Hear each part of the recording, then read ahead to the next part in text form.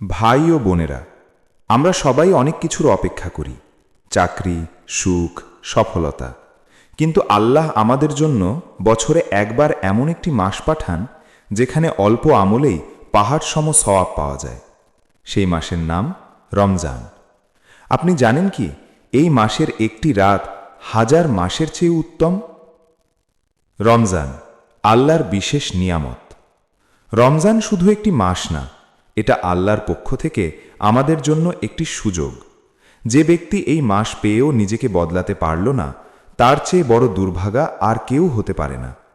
রাসূলুল্লাহ সাল্লাল্লাহু আলাইহি ওয়াসাল্লাম বলেছেন, রমজান এলে জান্নাতের দরজা খুলে দেওয়া হয়, জাহান্নামের দরজা বন্ধ করে দেওয়া হয়, আর শয়তানদের শৃঙ্খলাবদ্ধ করা হয়।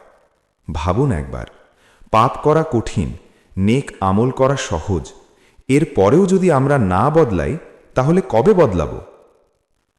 কুরআন নাজিলের মাস রমজান। আল্লাহ তাআলা বলেন, রমজান সেই মাস যে মাসে কুরআন নাজিল করা হয়েছে। সূরা বাকারা 185। এই কুরআনই আমাদের জীবন বদলানোর চাবিকাঠি। রমজান হল কুরআনের সাথে সম্পর্ক গড়ার মাস। যারা সারা বছর কুরআন খুলে না, রমজান তাদের জন্য নতুন করে শুরু করার সুযোগ। তাকওয়া অর্জনের ট্রেনিং মাস। রোজার উদ্দেশ্য শুধু ক্ষুধা নয়। আল্লাহ বলেন, যেন তোমরা তাকওয়া অর্জন করো। তাকওয়া মানে চোখকে হারাম থেকে বাঁচানো, জিহ্বাকে মিথ্যা ও গীবত থেকে বাঁচানো, হৃদয়কে অহংকার থেকে পরিষ্কার করা।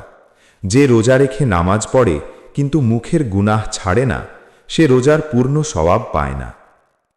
রহমত, মাগফিরাত ও নাজাতের মাস। রমজানের প্রথম 10 দিন রহমত, মাঝের 10 দিন মাগফিরাত, শেষ 10 দিন জাহান্নাম থেকে মুক্তি। এই মাসে আল্লাহ বান্দাদের দিকে বিশেষ দৃষ্টিতে তাকান। এক ফোঁটা চোখের পানি, একটি আন্তরিক তওবা, পুরো জীবনের গুনাহ মাফ হয়ে যেতে পারে। শবে কদর 1000 মাসের চেয়েও উত্তম।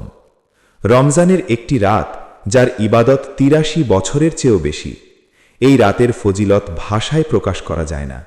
যে এই রাত পেয়েছে সে যেন পুরো জীবন পেয়ে গেছে। দোয়া কবুলের বিশেষ সময়।